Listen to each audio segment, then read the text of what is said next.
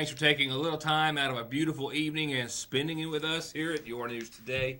It's Friday, obviously, the 6th day of September. Should go down in the history books as near as perfect as could be, with numbers like 84, 28, and 58, and those aren't lottery or lucky numbers.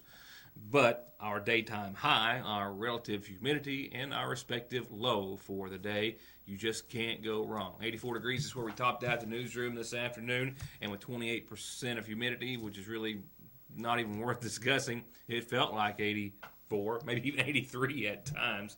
Just gorgeous. And lows of 58 degrees this morning. Now we're going to see what we still believe is going to be a beautiful weekend. Slight hesitation, a slight chance of some showers and thunderstorms for the latter half of your weekend. And then we'll have those chances hang around through much of next week, but we're still talking about partly to mostly sunny days throughout the entire forecast period.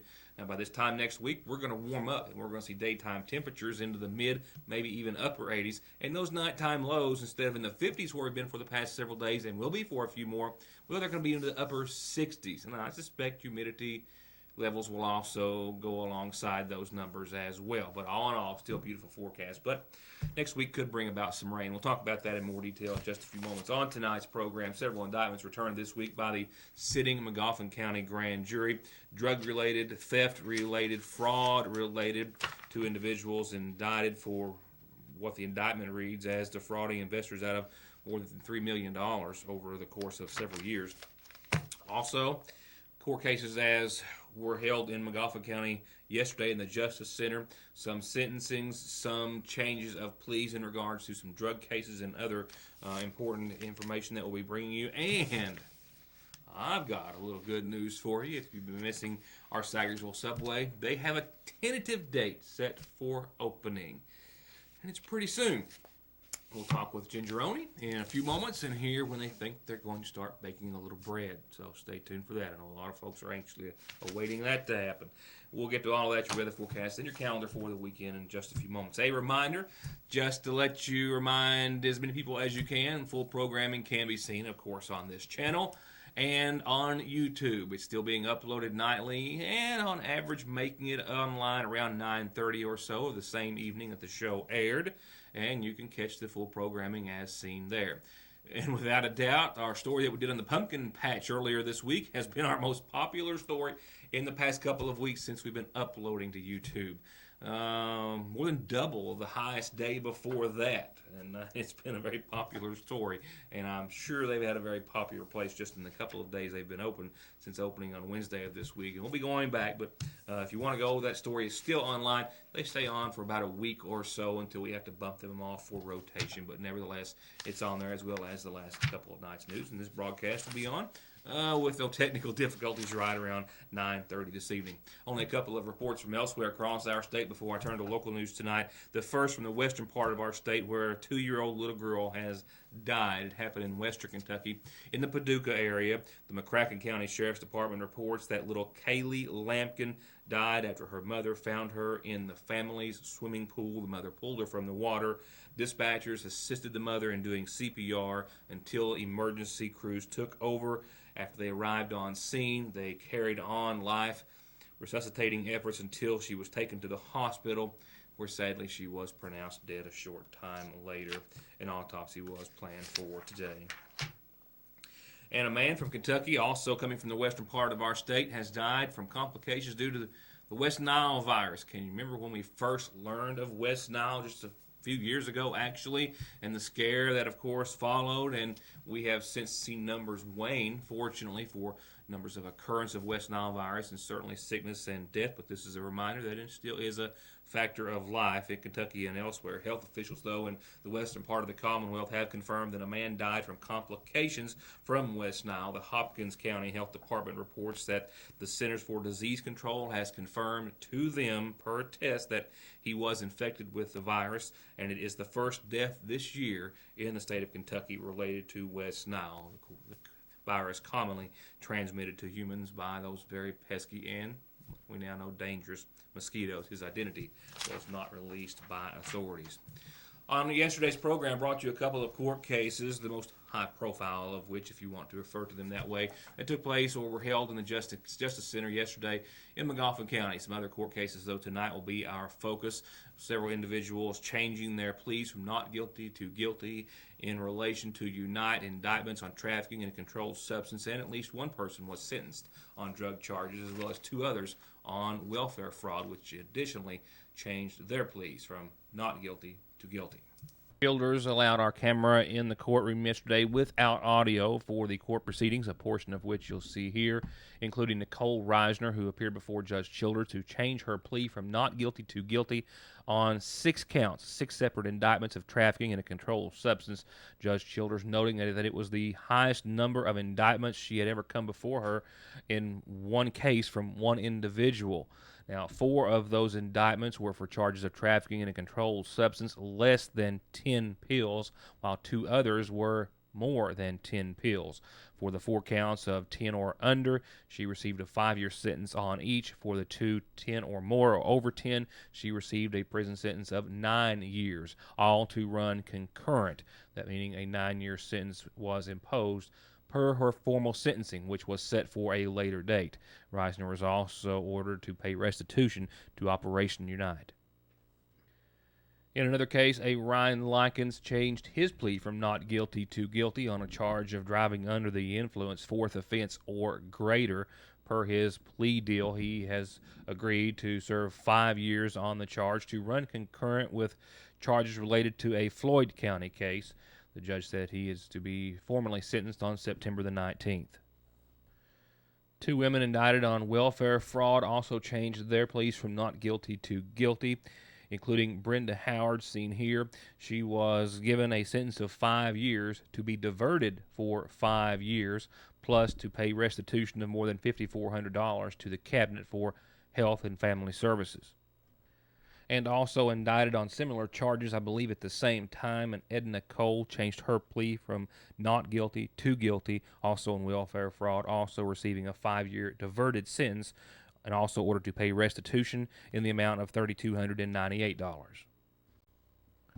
And Ricky Patton was sentenced to 5 years, all 5 years to be diverted for 5 years or until he completes the drug court program for which he was accepted into. He was also ordered to pay restitution to Operation Unite in lieu of the trafficking and controlled substance charges.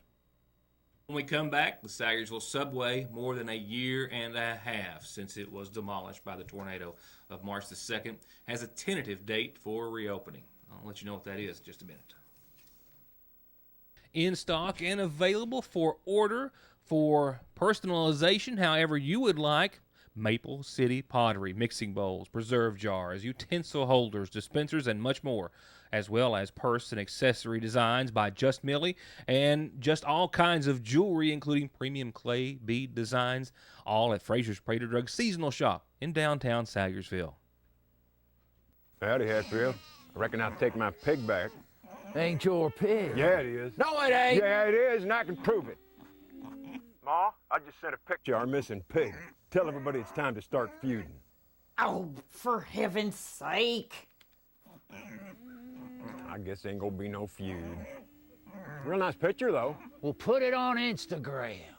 Appalachian Wireless is 4G. Great pictures, video, text, and talk. Bigger savings, better service. That's today's Appalachian Wireless. Faster, friendlier, family-owned Parkway Pharmacy, open 8:30 till 6:30 Monday through Friday in the new McGoffin Medical Plaza under the care of local pharmacist Jesse Rudd. To make Parkway Pharmacy your pharmacy, come by or give us a call at 349-4400.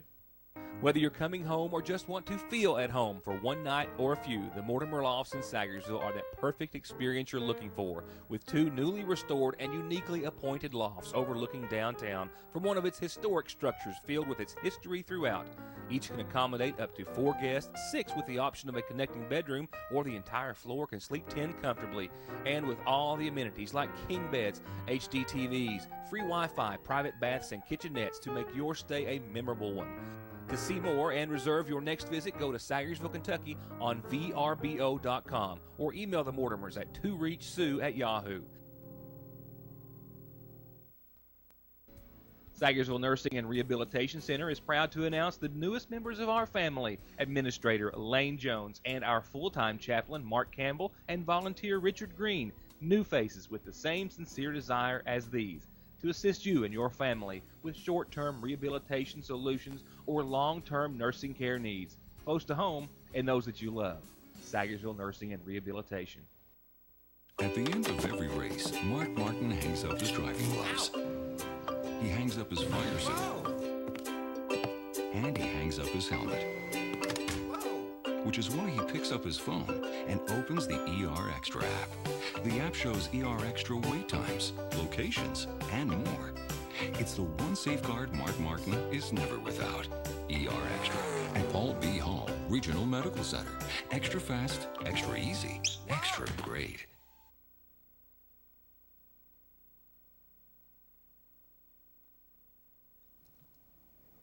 It's hard to believe, but when you think about it, it indeed has been more than a year and a half since the March 2nd tornado that's completely destroyed so many homes and businesses, including the Sagersville subway. And I'm sure it's been a very long year for the Oneys, Ginger and Danny Joe, who have been busy building back the Sagersville business, which now has a tentative date for opening. One of my first questions to Ginger today was based on just a general observation of mine, which I believe is correct, that Sagersville Subway is the last structure, whether it be private home or business or otherwise, to be rebuilt since the March 2nd tornado. And what I mean by that is that of all the structures that were going to be rebuilt after being destroyed, and not all were going to be rebuilt, but out of all the ones that were, I think they're all done or will be done before the Sagersville Subway opens, which they're hoping will be in as little as about 10 days or so. And it's been that, well, you know, what do you think about it? It's been a long road. That's it. Just a long road. I don't know. I don't even have an explanation. I'm so just bewildered, I guess. Yeah. Of, you know. This. Well, is excitement starting to set in though? Yeah, it is. It is. For a long time, it was not going anywhere. Every day you come to work a little bit and no progress. And then now I see a light at the end of the tunnel. It's there. It's little, but I see it. So when is this light going to get a little bigger? The light is going to get bigger, hopefully September 18th. That's reasonably close. We're talking about a couple weeks or less. Yes. Now, there's still some things on the to-do list. On the outside, not a whole lot. Crews were strapping off the freshly laid blacktop as we were there. Landscaping to do. Inside, ceiling tiles, furniture to be placed. A lot of cleanup to do. Training next week. That means they'll be baking bread sometime next week or towards the latter part thereof. And baking bread means they'll soon be making sandwiches. Something that Ginger hopes everyone's excited about. Hopefully a better attitude, and, you know, it's been gone a long time, and we hope that everybody is happy that we're back, and we're happy to be back and serve people. Yeah. And that tentative date for the big reopening, that will be on a Wednesday, September 18th. Now let's turn on over to tonight's community calendar, with announcements brought to you on behalf of our friends at McGoffin Farm Bureau, 349-2416. First up, a birthday wish, and it reads as follows. Happy birthday, happy 58th birthday to Jerry Combs. Pretty sure Jerry's the one in the blue shirt. With lots of love from Peggy, Jerry Michael, Chris, Jill, Mackenzie, and Autumn. Happy 58th today to Jerry Combs. Now, for those folks out there who want to do a little cruising tomorrow, you've got a couple of chances. And I just realized I've kind of got them in out of chronological order. Let's do it this way. There we go. Starting at 11 o'clock in the morning, it's a free second annual Storm of Praise Youth Fest and Cruising for Christ bike and car show with live music in the parking lot of the Sagersville IGA. All sorts of entertainment hosted by There Is Hope Ministries. Bring your lawn chairs. Come down and join them for a fun-filled day. Bring your best car, bike for the best in show and best classic. And bring the little ones for some fun, games, and prizes, free food and refreshments. And then, say you want to venture on over to the Cruise Inn, hosted by the Licking River Cruisers Car Club. You don't have to go far. It's over in the parking lot of Sagersville City Hall tomorrow at 4 p.m. And I can tell you, the The weather's going to work out great for all events tomorrow, and I think for the weekend, including Saturday's Fun Horse Show at the Morgan County Equestrian Park, hosted by the Elk Creek Free Will Baptist Church. If you got any questions, you can call 349-1163. Now, I also can give you a time. Registration starts at 1. Show starts at 3. Admission is $5. Kids 8 and under get in for free. 29 classes. All proceeds go to the building fund for the Elk Creek Free Will Baptist Church. A big yard sale at the Bradley Free Will Baptist Church. This is tomorrow. They're on Burning Fork, and they've got so much stuff. It's inside the church, and it's outside the church. It starts at 9 o'clock in the morning. And don't forget the benefit held in honor of Mason Gamble at the Lloyd M. Hall Community Center in downtown Sagersville. It's hosted by the Bloomington Fire Department.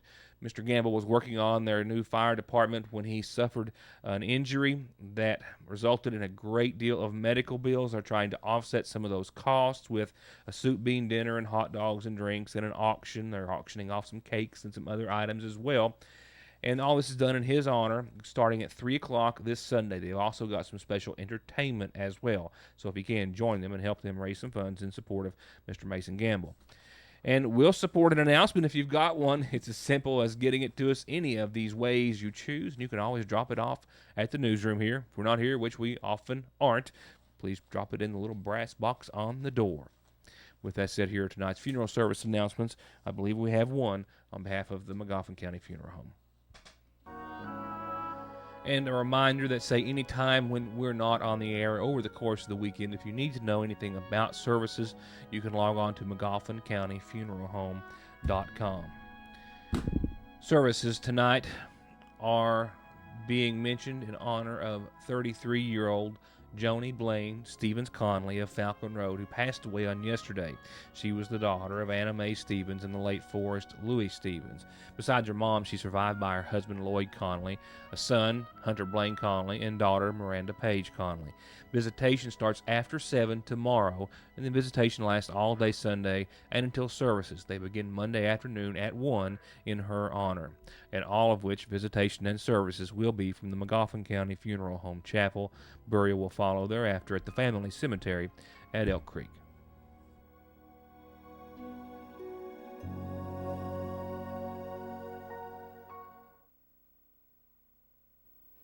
Check out our daily specials that get even better after 4 p.m. only at your Sagersville Lee's Famous Recipe. Saturday's the day we like it a little hot and spicy with our 20-piece box of wings, only $6.99, or only $5.99 after 4 p.m., or you can make it a hot and spicy meal deal with 10 wings, your choice of 2 homemade sides and a biscuit for just $4.69 or $3.99 after 4 o'clock. Only at your Sagersville Lee's Famous Recipe. And Sunday's a day unlike any other day at Lee's with our Sunday special. That's right, chicken and dumplings and cobbler for just $4.49. $3.99 after 4 o'clock. Only at your Sagersville Lee's Famous Recipe. Hi, I'm Don McFarland. I'm an attorney in Sagersville, Kentucky. I'm here to serve you and meet your legal needs. If your family or loved ones get in trouble, or if trouble comes to your door, then it's always good to have a friendly face that you can call on. So please, give me a call. I've been here my entire life. I was born here. I was raised here. I grew up here. I have a family here. I've been practicing law here in Sagersville since 1994. So when you have times of trouble and times of pain, then pick up the phone and call Donald Wayne. 349-9000. Bailey's Furniture has done it again. This beautiful queen-size sleigh bed, media center, and matching chest are only $295 each, whether you buy one or buy them all. And you can save $400 and get a second nightstand with this gorgeous Von Bassett group. Lazy Boy rocker recliners start at $295, and Catnapper lift chairs start at $689 at Bailey's Furniture and GE Appliance Center. Before you call anyone else, call Asphalt Paving Company, APC, for a list of local and area paving jobs that they've done and still look great after 15 or 20 years, and for an estimate on your blacktopping project. Driveways, parking lots, residential or commercial. APC has a 10-year guarantee, decades of experience, and a reputation for using the best materials to pave, resurface, seal, or stripe your property. APC, 859-983-6433. Stop by to see how, with a guaranteed trade-in, you can drive off in this gorgeous 2011 Hyundai Sonata for $17,950 or $299 a month. or How to Drive Off with a Little Soul for $12,950 or $235 a month, or How to Drive Off with a Lot of Style in this Dodge Ram Daytona at $15,950, all at Premier Motors in Paintsville. 170s, 500, 570, 800, 900s, 2 seats, 4 seats, Razors, Rangers, and XPs in the hottest colors with the coolest accessories with the best financing available and rebates up to $1,000 at Conley's, Kawasaki, and Polaris of Paintsville. They just keep coming. New and incredible flavors of your favorite ice cream treat. And now they've done it again with the Choco-Covered Cheesecake Blizzard at your Sagersville Dairy Queen. Creamy cheesecake pieces, rich cocoa fudge, decadent choco chunks, and creamy vanilla soft serve make your new Blizzard of the month. And if that's not enough, just for September, buy one Blizzard, get another for just 99 cents. That's right, 99 cents at your Sagersville DQ. Several indictments were returned this week by the sitting Magoffin County Grand Jury. Indictments on drug trafficking, receiving stolen property, DUI, carrying a concealed deadly weapon, fraud, and others. Indicted on 2 counts, one of theft by unlawful taking or disposition and receiving stolen property under $10,000 but more than $500, Roy Anthony Kahn of Sagersville. He was indicted by the sitting Magoffin County Grand Jury for reportedly having property in his possession and then disposing thereof belonging to another individual he was alleged to have taken it from. He was also alleged to have acted in complicity with another committing the crimes. That other person, too, indicted for receiving stolen property greater than $500 but less than $10,000, identified per indictment warrants and documents as Mary Ousley, 20 years of age, of Sagersville. A Magoffin County man already jailed on theft-related charges was indicted on charges of carrying a concealed deadly weapon and possession of a firearm by a convicted felon, charges stemming from an incident sometime around the 4th day of January of this year where he was said to be in possession of said weapon. Daniel Porter of Sagersville. 2 individuals indicted on methamphetamine-related charges, both related to the same case. The first, a Howard Chad Conley of Sagersville, indicted on unlawful possession of a methamphetamine precursor in the first degree for possession of such materials around the 27th day of June of 2013, as well as a David Conley, also of Sagersville, also indicted on charges of possession of drug paraphernalia and unlawful possession of methamphetamine precursors. Paul Anthony Marshall of Sagersville, indicted on a single charge of receiving stolen property less than $10,000. The specific item not listed. 39-year-old Matthew Rogers Owens of Sagersville, indicted on charges of theft by unlawful taking and being a persistent felony offender in the first degree, that meaning that he was convicted of 2 felonies prior to this in a 10-year period. A Magoffin County couple also indicted on serious charges of fraud totaling millions of dollars. 71-year-old Richard Williams and his wife, 49-year-old Pam Williams, were indicted by the sitting Magoffin County Grand Jury on 15 counts each, identical counts for both of the Williamses.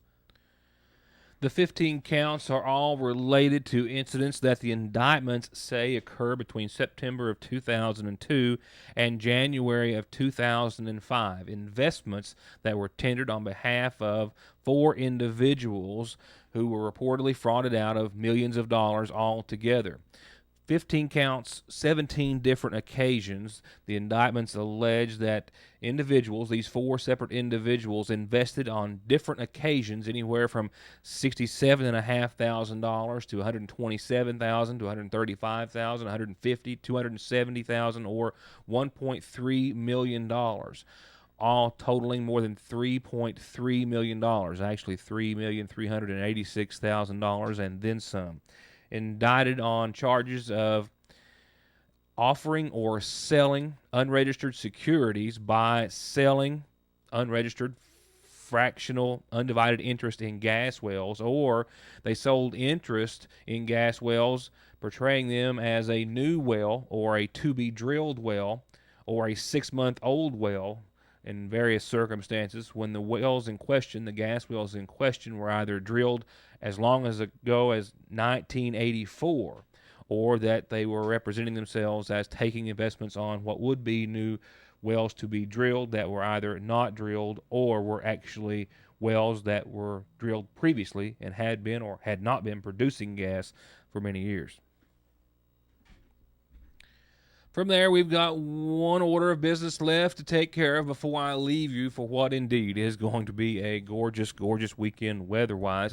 Let's talk about tonight, where it's going to be, more of the same old boring, beautiful weather that we've been enjoying. A low of 54 degrees tonight after a high of around 84, 85 degrees today. Gorgeous, low humidity. It's just been perfect. We'll see clear skies tonight. The only real bump in the road forecast-wise is a little patchy fog that will develop after, say, 2, 3, 4 o'clock in the morning.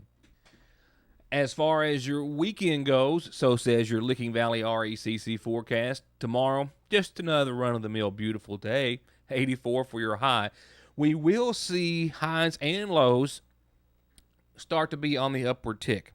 Tomorrow, 84, 60. Humidity levels still low and irrelevant. Still sunny, still beautiful. Partly cloudy skies at most late Saturday night. Sunday, mostly sunshine above and a bit warmer. 86 for the high. We'll get out of those 50s for nighttime lows. We will see, right now, looks to be maybe a 20% chance of some showers and thunderstorms, say after 2 o'clock or so Sunday. Nothing heavy, nothing serious. Just the possibility thereof. I'm not really worried about it whatsoever. Don't be surprised if you see them, but right now, just not an issue for your weekend forecast. I really didn't want to put it in there, but hey, I got to do what the news says. Monday, we'll start off next week, and notice you'll see temperatures changing. Instead of the low 80s, the mid and upper 80s. Instead of low 50s for nighttime lows, we're getting back into that mid and upper 60-degree range. Still sunny, still nice, just a bit warmer. Tuesday, the trend continues, 88, 67, mostly sunny. Now from Tuesday on throughout the rest of the forecast period between now and this time next week, we'll have a chance of showers and thunderstorms, say 20 to 40%, Tuesday, Wednesday, Thursday, Friday of next week. But each day we're expected to see at least some sunshine. So not a washout and not anything that might not kind of come back around as far as being some continued nice weather. We'll wait and see. Bottom line is Saturday, Sunday, first of the week, gorgeous. No complaints here. Enjoy it while you can. Snow will be flying in Kentucky before you know it. That's my time, everyone. Thank you so much for being a part of it. I hope you'll join us back here next week for more of Your News Today after what I truly hope is a wonderful, wonderful weekend for all. Good night, and thanks for watching. And one.